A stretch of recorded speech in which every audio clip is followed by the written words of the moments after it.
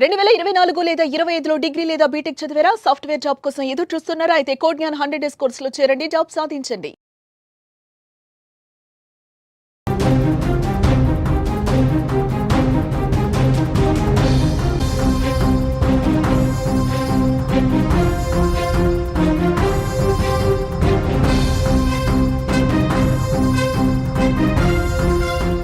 మరో breaking news చూస్తున్నాం. Vaishnavi murder కేసుపై లోకేష్ తల్లి స్పందించింది. నా కొడుకు వైష్ణవిని ప్రేమించింది నిజమే. అదే విషయంపై లోకేష్ ను చాలా సార్లు మేము మందలించామని కూడా లోకేష్ తల్లి దస్తదీరమ్మ చెప్తోంది. వైష్ణవిని గండికోటకు తీసుకెళ్లింది కూడా నిజమే, కానీ ఆమెను అక్కడ ఒంటరిగా వదిలేసి రావటం నా కొడుకు లోకేష్ తప్పే. వైష్ణవిని లోకేష్ ప్రాణంగా ప్రేమించాడు, అలాంటిది దారుణంగా ఎలా హత్య చేస్తాడు అంటూ కూడా లోకేష్ తల్లి దస్తదీరమ్మ అంటున్నారు. నా కొడుకు నిజంగా తప్పు చేస్తే ఏ శిక్ష అయినా విధించండి, దానికి సిద్ధం కూడా అంటూ కూడా లోకేష్ తల్లి చెప్తున్న పరిస్థితులు కనిపిస్తున్నాయి. గండికోటలో వైష్ణవి మర్డర్ కేసుపై నిందితుడిగా ఆరోపణలు ఎదుర్కొంటున్న లోకేష్ తల్లి స్పందించడం జరిగింది. వైష్ణవిని తన కొడుకు లోకేష్ ప్రేమించిన మాట నిజమేనని, అదే విషయంపై అనేక సార్లు మందలించామని కూడా తల్లి చెప్తున్నారు. వైష్ణవిని లోకేష్ ప్రాణం కన్నా ఎక్కువగా ప్రేమించాడని, అలాంటి వ్యక్తి ప్రేమించిన అమ్మాయిని ఎలా చంపుతాడని కూడా లోకేష్ తల్లి ప్రశ్నిస్తున్నారు.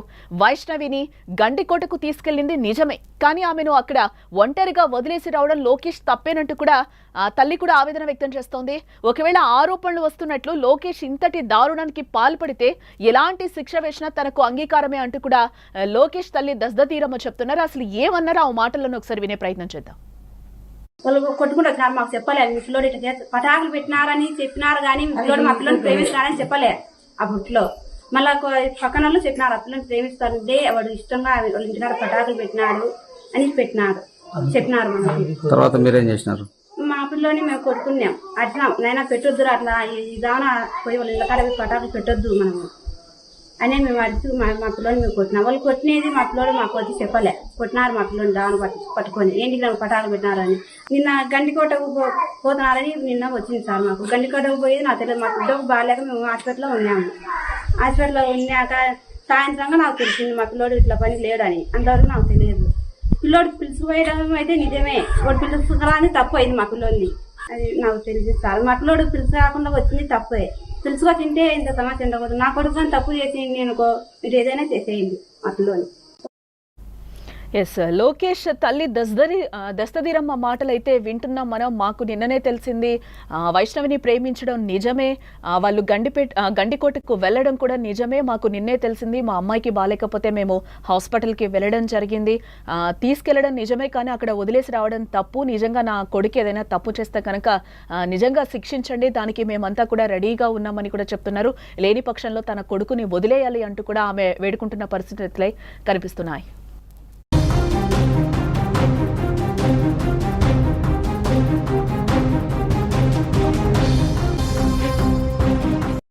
ప్రియుడు చంపలేదు, ఆత్మహత్య జరగలేదు, మరి మైనర్ బాలిక ఎలా చనిపోయింది? పరువు హత్య ఏమైనా జరుగుంటుందా? అసలు ఏం జరిగింది? కడప జిల్లాలో ఇంటర్ విద్యార్థి వైష్ణవి హత్య ఇప్పుడు మిస్టరీగా మారింది. బాలికను ప్రియుడు లోకేష్ హత్య చేశాడని మృతురాలి కుటుంబ సభ్యులు ఓ పక్క నుంచి ఆరోపిస్తూ ఉండగా, అసలు మైనర్ బాలిక హత్య కేసులో ప్రియుడు లోకేష్ ప్రమేయం లేదని పోలీసులు పేర్కొనడం ఇప్పుడు సంచలనంగా మారిందని చెప్పుకోవచ్చు. అంతేకాకుండా ఆమెపై లైంగిక దాడి కూడా జరగలేదని వెల్లడిస్తున్నారు పోలీసులు. గండికోటను పరిశీలించిన ఎస్పీ, డీఐజీ కీలక ఆధారాలను ఇప్పటికే వాళ్లు సేకరించడం జరిగింది. అన్ని కోణాల్లో దర్యాప్తునైతే ముమ్మరం చేస్తున్నారు. సోమవారం ఉదయం 8:30 బాలికని గండికోటకు తీసుకెళ్లిన ప్రియుడు లోకేష్ 10:40 ఒక్కడే వెనక్కి వెళ్లిపోయాడు. బాలిక కాలేజ్కి వెళ్లలేదనే విషయం ఇంట్లో తెలిసిందని భయపడి తనను అక్కడే వదిలేసి లోకేష్ వెళ్లిపోయినట్లుగా పోలీసులు కూడా వెల్లడించారు. ఆ తర్వాత గండికోటకు బాలిక అన్న సురేంద్ర వెళ్లినట్లుగా కూడా గుర్తించడం జరిగింది. ఆ తర్వాత ఏం జరిగిందనేదే ఇక్కడ తెలియాల్సింది.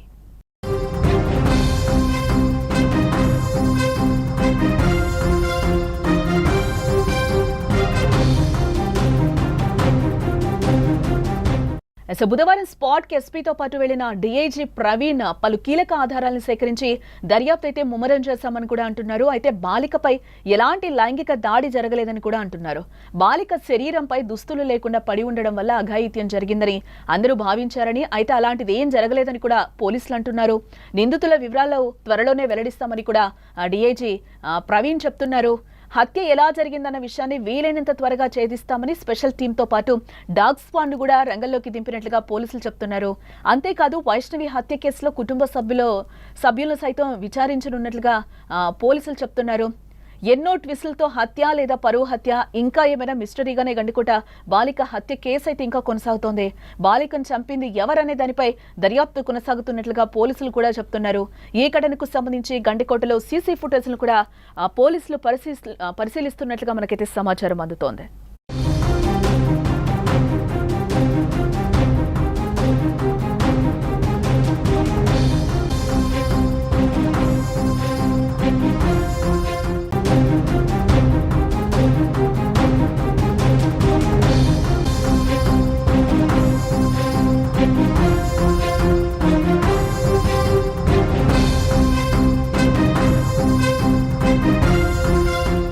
మరో బ్రేకింగ్ న్యూస్ చూస్తున్నాం. వైష్ణవి మర్డర్ కేసుపై లోకేష్ తల్లి స్పందించింది.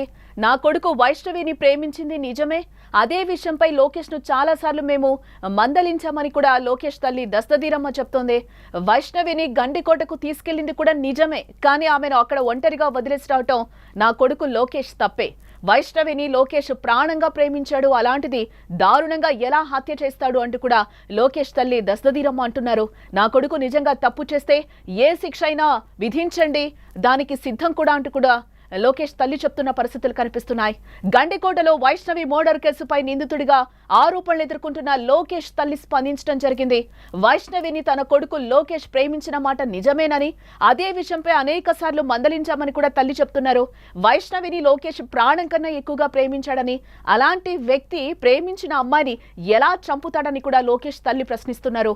వైష్ణవిని గండికోటకు తీసుకెళ్లింది నిజమే, కానీ ఆమెను అక్కడ ఒంటరిగా వదిలేసి రావడం లోకేష్ తప్పేనంటూ కూడా తల్లి కూడా ఆవేదన వ్యక్తం చేస్తోంది.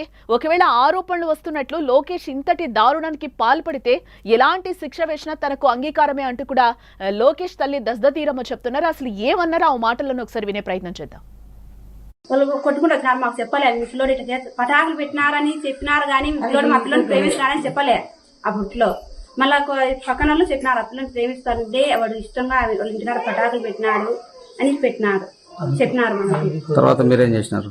మా పిల్లోని మేము కొట్టుకున్నాం. అట్లా నైనా పెట్టొద్దురు, అట్లా ఈ దాన పోయి వాళ్ళ ఇళ్ళకాడ పటాకులు పెట్టొద్దు మనము అని మేము అడుగుతూ మా పిల్లోని మేము కొట్టినాం. వాళ్ళు కొట్టినది మా పిల్లోడు మాకు వచ్చి చెప్పలే. కొట్టినారు మా పిల్లోని దాని పట్టుకొని ఏంటికి నాకు పటాకులు పెట్టినారని. నిన్న గండికోటకు పోతున్నారని నిన్న వచ్చింది సార్. మాకు గండికోటకు పోయేది నాకు తెలియదు. మా పిల్లలకు బాగాలేక మేము హాస్పిటల్లో ఉన్నాము. హాస్పిటల్లో ఉన్నాక సాయంత్రంగా నాకు తెలిసింది మా పిల్లోడు ఇట్లా పని లేడని. అంతవరకు నాకు తెలియదు. పిల్లోడు పిలుచుకుపోయడం అయితే నిజమే, వాడు పిలుచుకురాని తప్పు అయింది మా పిల్లోని. అది నాకు తెలిసిస్తారు. మా పిల్లోడు పిలుచు రాకుండా వచ్చింది తప్పే. పిలుచుకో తింటే ఇంత సమస్య ఉండకూడదు. నా కొడుకు తప్పు చేసేయండి, నేను మీరు ఏదైనా చేసేయండి మా పిల్లోని. ఎస్, లోకేష్ తల్లి దస్తదీరమ్మ మాటలైతే వింటున్నాం మనం. మాకు నిన్ననే తెలిసింది వైష్ణవిని ప్రేమించడం నిజమే, వాళ్ళు గండికోటకు వెళ్ళడం కూడా నిజమే, మాకు నిన్నే తెలిసింది. మా అమ్మాయికి బాలేకపోతే మేము హాస్పిటల్కి వెళ్ళడం జరిగింది, తీసుకెళ్లడం నిజమే, కానీ అక్కడ వదిలేసి రావడం తప్పు. నిజంగా నా కొడుకు ఏదైనా తప్పు చేస్తే కనుక నిజంగా శిక్షించండి, దానికి మేమంతా కూడా రెడీగా ఉన్నామని కూడా చెప్తున్నారు. లేని పక్షంలో తన కొడుకుని వదిలేయాలి అంటూ కూడా ఆమె వేడుకుంటున్న పరిస్థితులే కనిపిస్తున్నాయి.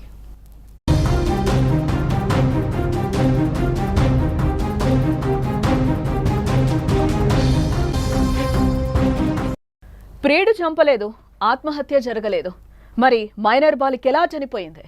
పరువు హత్య ఏమైనా జరుగుంటుందా? అసలు ఏం జరిగింది? కడప జిల్లాలో ఇంటర్ విద్యార్థి వైష్ణవి హత్య ఇప్పుడు మిస్టరీగా మారింది. బాలికను ప్రియుడు లోకేష్ హత్య చేశాడని మృతురాలి కుటుంబ సభ్యులు ఓ పక్క నుంచి ఆరోపిస్తూ ఉండగా, అసలు మైనర్ బాలిక హత్య కేసులో ప్రియుడు లోకేష్ ప్రమేయం లేదని పోలీసులు పేర్కొనడం ఇప్పుడు సంచలనంగా మారిందని చెప్పుకోవచ్చు. అంతేకాకుండా ఆమెపై లైంగిక దాడి కూడా జరగలేదని వెల్లడిస్తున్నారు పోలీసులు. గండికోటను పరిశీలించిన ఎస్పీ, డీఐజీ కీలక ఆధారాలను ఇప్పటికే వాళ్లు సేకరించడం జరిగింది. అన్ని కోణాల్లో దర్యాప్తునైతే ముమ్మరం చేస్తున్నారు. సోమవారం ఉదయం 8:30 బాలికని గండికోటకు తీసుకెళ్లిన ప్రియుడు లోకేష్ 10:40 ఒక్కడే వెనక్కి వెళ్లిపోయాడు. బాలిక కాలేజ్కి వెళ్లలేదనే విషయం ఇంట్లో తెలిసిందని భయపడి తనను అక్కడే వదిలేసి లోకేష్ వెళ్లిపోయినట్లుగా పోలీసులు కూడా వెల్లడించారు. ఆ తర్వాత గండికోటకు బాలిక అన్న సురేంద్ర వెళ్లినట్లుగా కూడా గుర్తించడం జరిగింది. ఆ తర్వాత ఏం జరిగిందనేదే ఇక్కడ తెలియాల్సింది.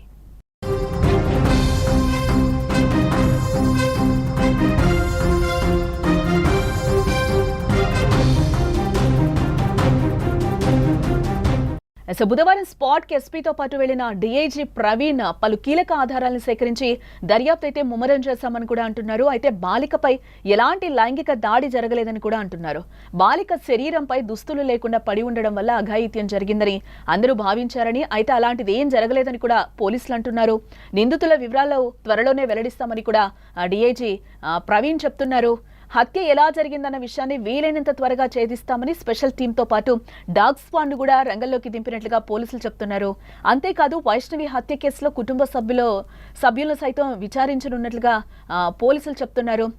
ఎన్నో ట్విస్టులతో హత్య లేదా పరువు హత్య ఇంకా ఏమైనా మిస్టరీగానే గండికోట బాలిక హత్య కేసు అయితే ఇంకా కొనసాగుతోంది. బాలికను చంపింది ఎవరనే దానిపై దర్యాప్తు కొనసాగుతున్నట్లుగా పోలీసులు కూడా చెప్తున్నారు. ఈ ఘటనకు సంబంధించి గండికోటలో సీసీ ఫుటేజ్ను కూడా పోలీసులు పరిశీలిస్తున్నట్లుగా మనకైతే సమాచారం అందుతోంది.